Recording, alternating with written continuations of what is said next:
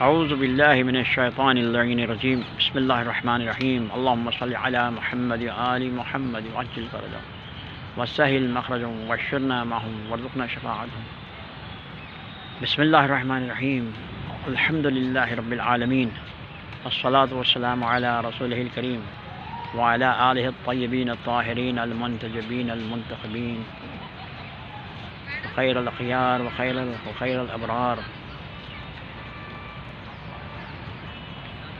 وقوله وقال الله سبحانه تبارك وتعالى في محكم الكتاب الفرقان الحميد القرآن الحميد المجيد بسم الله الرحمن الرحيم إن الدين عند الله الإسلام. With the recaption of the ayah sharifa of Surah Ali Imran, we have reached on the caption of Shia'ism, the natural outcome of Islam, its 25th episode. Today on the 10th of December 2021 AD, Anno Domini. We've reached up to episode 24, which we are going to continue. That what were the reasons that there were no sects during the Rasoolil A'zam's time, and why these all emerged out only after his sadful martyrdom and sadful demise. The answer is very simple. There are all the polytheists, peoples of the books, Ahlul Kitab of Mecca and Medina. Of course, there were few Mu'mineen, Muslimin, who were continuing the lineage from Hazrat Ibrahim, Hazrat Ismail, and then Hazrat Isa alayhi salam. They were there, the Mu'mineen, but they were in the zeros. But the majority of the peoples in Mecca and Medina, they were either polytheists or the peoples of the books, the Jews and the Christians mostly, and a few Zoroastrians, to make a mention of them, a little ones. Now, those all who converted to Islam, they converted to Islam at the word and trust which they have shown to Rasoolil A'zamص. So when they saw the revelation from the blessed mouth of Rasoolil A'zamص as one in the place of challenge, as Maqam Tahaddi, Al-Quran Al-Hakim, and then non-challenging Kalam Ilahi, that is Hadees Qudsi, and his Hadees, which were in the very closed brackets as وَمَا يَنْطِقُ عَنِ الْهَوَىٰ إِنْ هُوَ وَحْيٌ يُوحَىٰ. So we find that there was no question of any sectarianism during the time of Rasoolil A'zamص, because they were all Muslims. The question came only after his sadful demise. Although in the original Islam, which Muslims have taken, all the polytheists, peoples of the books, they all took from Rasool to become Muslims. When they became Muslims, after his sadful demise, they could not adhere to the last message which he delivered from Allah Azza wa Jal, to which Allah Azza wa Jal has said that if you have not dispensed this responsibility, then you have not dispensed any of the prophetic and messengerhood commitment and responsibility. So one can make out what an important message it could have been. When the message was so important for Rasool to deliver, and it was putting his messengerhood and prophethood at stake, does it not make Muslims to think that this is that most important of all messages to obey, follow, that which Rasool is going to deliver now, that if they do not adhere to it, then whatever they have taken from Rasool, like Salat, Saum, Hajj, Zakat, and Furu'at Deen, and if they do not adhere to this message, which is the message of all messages, that when there can be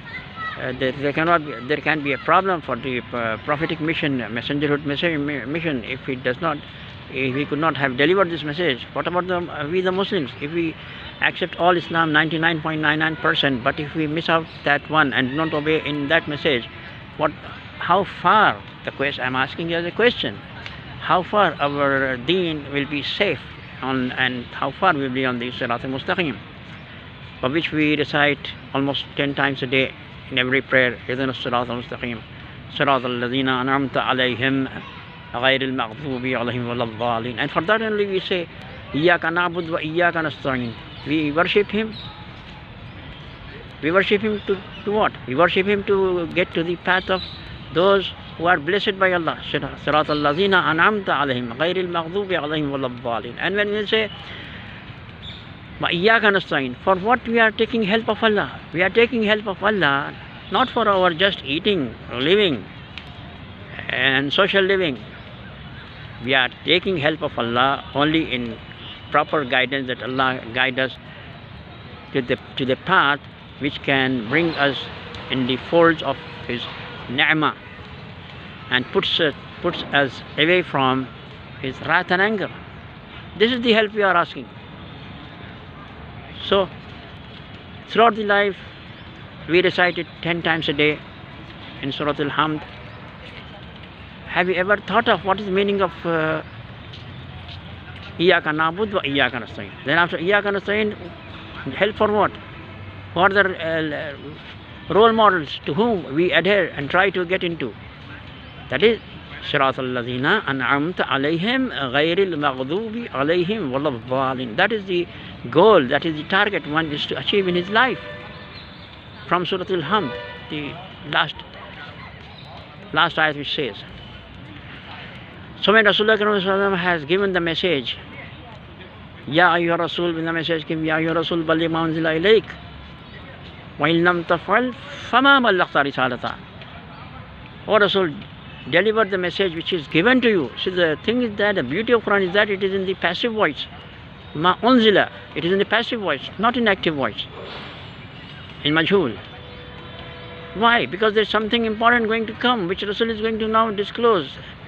And when Rasul is saying that, don't you believe me as your wali, as an-nabiyyu awla bil mu'minina bi anfusikum?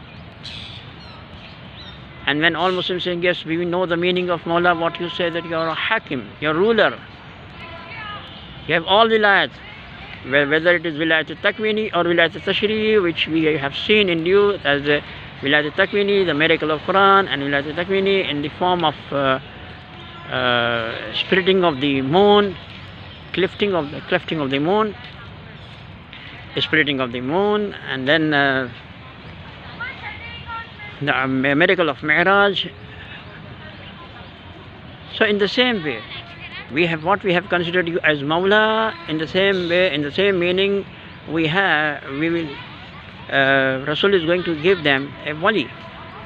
When he first defined the term, its meanings to them, and did a referendum with them of understanding that Mawla means Hakim, Wali, Sahib Wilayat Takwini, Wilayat Sahib Wilayat Tashri, all Wilayat. Then he disclosed, Man kuntu Mawlahu fahada Aliyun Mawla. This all happened in front of those who were one time either polytheists or the peoples of the book. Peoples of the books, Torah, Zabur, Injil, these books.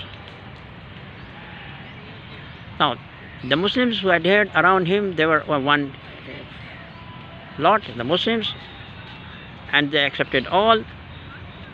And only after his sadful, martyred,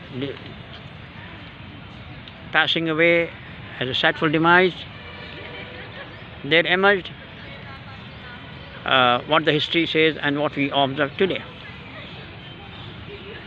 So when Rasulullah has declared, Man kuntu mawla fahada alin, man kuntu mawlahu fahada alin mawla, or when there were some loyal of the Ahle Bait in the lifetime of Rasulullah, everyone was loyal to Ahle Bait. No one was disloyal to them, except Hadees. that I will come later. For example, we see that on one occasion, Imam Hassan has said something that deterred to Abdullah ibn Omar. And when he came complaining of Imam Hassan to Hazrat Umar, he said, "Beta, you go just get it in writing, because whatever he has said, it will help you on the day of judgment." It means that loyalty to Ahle Bait was with everybody. It was only in degrees less or more. So those who were more inclined, more in the lot of affection to Ahle Bait, they were called the Shias. So Shias were there as a loyal group during the time of Rasool with their Imam Aliع, Imam Hassan Mujtaba, Imam Hussain ibne Ali, Hussain ibn Ali Sahae Sitta. These three Masumin were during the time of Rasool sallallahu alaihi wasallam. And the group loyal to them was also there. So the question whether Shias were in the beginning or not, it doesn't apply. They were from there. Okay. After the demise of Rasool, we find that the second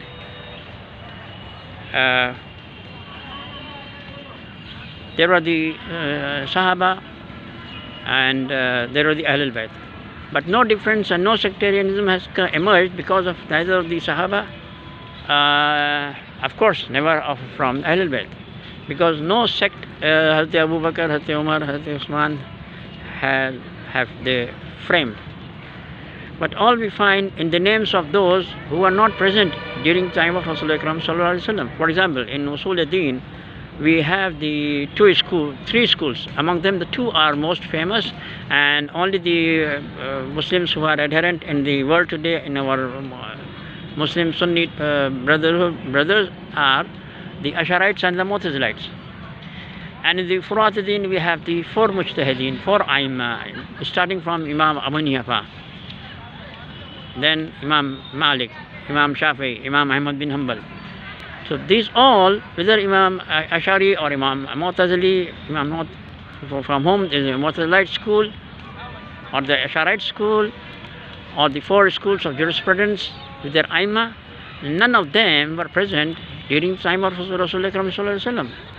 In fact, the first Imam, Imam Abu Hanifa, was the pupil and student of the Ahle Bait, alayhi salam, gigantic person of Imam Ja'far as-Sadiq alayhi salam, who got Deen as himself an Imam appointed by Allah, and he got from his father Imam Muhammad al-Baqir alayhi salam, who got from his father Imam Ali ibn Hussain alayhi salam, who got from his father Hussain ibn Ali, who got it from his father his father Ali ibn Abi Talib alayhi salam, and who got it from Rasool sallallahu alaihi wasallam. So the only fiqh that was having the approval of Rasool sallallahu alaihi wasallam's endorsement through Ahle Bait, who were present at his time. Of them, three were there: Imam Ali ibn Abi Talib, Imam Hassan ibn Ali Mujtaba, and Imam Hussain ibn Ali Sarkari Shuhada. So we have this continuation from Rasool sallallahu alaihi wasallam till we reach to Imam Sadiq alayhi salam. And then the same school ran through up to the present Imam of our time. Now, those who were the students of Imam Sadiq alayhi salam, they had the patronage of the governments of the times, and due to that, their schools grew at gigantic strides. And those who are loyal to Ahle Bait, they become minority within the minorities. So we find that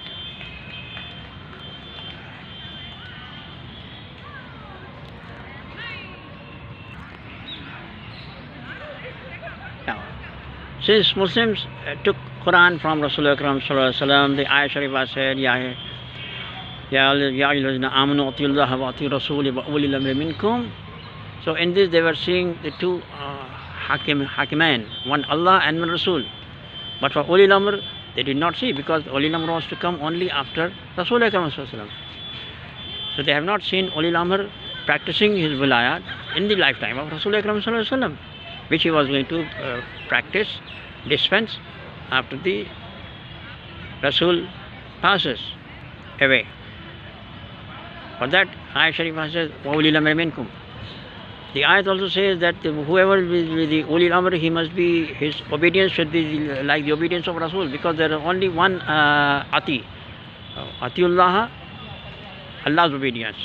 Wati Rasooli wa Ulil Amr minkum. There is no separate Ati for Ulil Amr. Only one Ati has come for Rasool and Ulil Amr. So the itaat of Ulil Amr should be of the equal status of that of Rasul Akram Sallallahu Alaihi Wasallam. The one itaat mutlaqa, is of Allah, Atiullah. Then the Allah has given itaat which we have to do and which are equal for Rasul Akram Sallallahu Alaihi Wasallam as well as for Ulil Amr, have come under one itaat, Atiullah, one for Atiullah. Then the second itaat is Wati Rasooli wa Ulil Amr minkum. The ayat does not say Wati Rasoola wa Ati Ulil Amr minkum. Wati Rasool wa Ulil Amr minkum. It means that the itaat of Ulil Amr is the itaat of Rasul Akram Sallallahu Alaihi Wasallam. And of course the itaat of Rasul Akram Sallallahu Alaihi Wasallam is itaat of Allah. As Quran Majeed says, Man yuti'illah, man yuti'ir Rasul, faqad ata'a Allah. So it becomes a series and a chain, a series that goes from Ulil Amr to itaat, becomes itaat of Rasul, and itaat of Rasul becomes the itaat of Allah Azza wa Jal. So we find there is a continuity in the series from Allah Azza wa Jal through Rasul Akram Sallallahu Alaihi Wasallam to the Ulil Amr. So these are all declared, all ayat revealed, and all those who were the Wali Amr, they were declared, disclosed in Ghadir, Maidan Ghadir, and the plains of Ghadir. After taking of the referendum and giving the meaning and defining the term of Mawla, that Rasul Akram has asked, and in the light of Surah Al-Ahzab ayat, An-Nabiyyu awla bil mu'minina bi anfusihim. So all said, yes, you are our Mawla. Mawla in the, whatever meaning they were taking at the time, and whatever meaning the Quran Majeed has said, whether it is Wilayat Takwini or Wilayat Tashri'i, and both were involved, both were included in this ayat of the Wilayat of Surah Al-Ahzab. Then in the same meaning, it was to be with Wali Amr as well.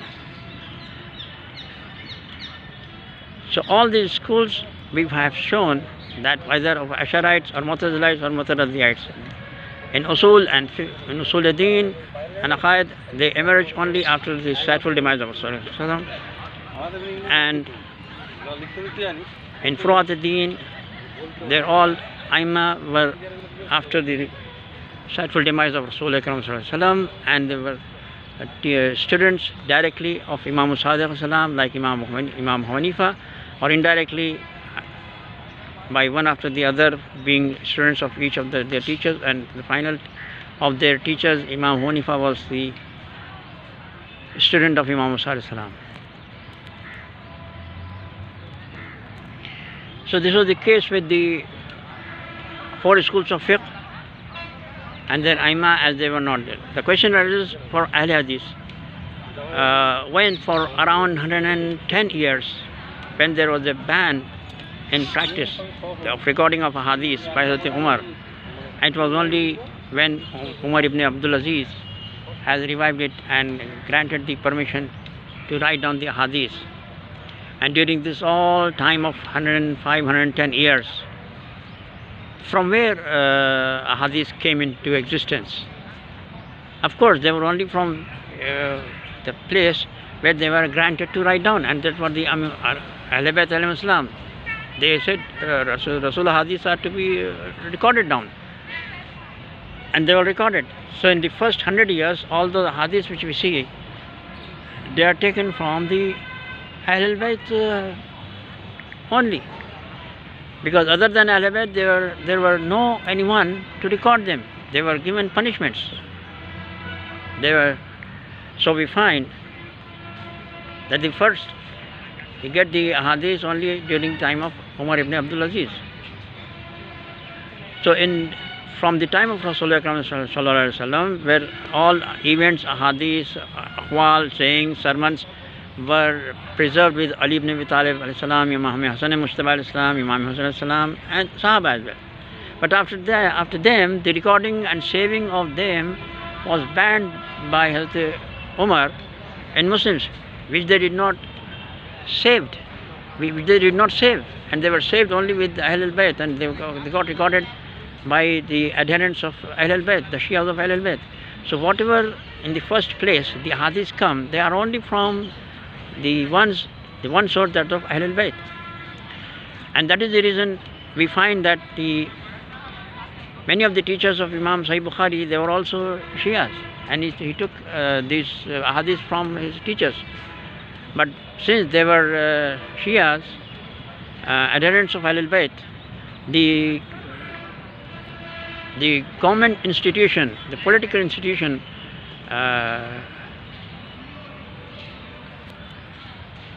supported